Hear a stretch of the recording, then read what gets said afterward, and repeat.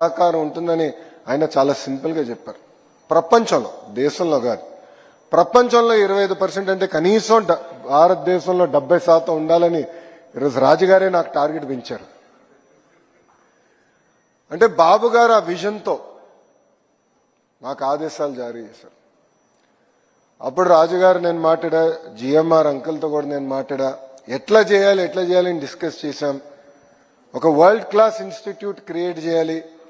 కేవలం ఏదో ఒక యూనివర్సిటీ చేస్తాం కాదు, ఒక కామన్ ఇన్ఫ్రాస్ట్రక్చర్ ఏర్పాటు చేసి, అంటే స్టూడెంట్ లైఫ్, అకామిడేషన్, అదేవిధంగా మన క్యాఫెటీరియా, ఇవన్నీ కూడా కామన్ ఇన్ఫ్రాస్ట్రక్చర్ క్రియేట్ చేసి ఒక్కొక్క సబ్జెక్ట్లో ఒక్కొక్క యూనివర్సిటీ అగ్రస్థానంలో ఉంటుంది.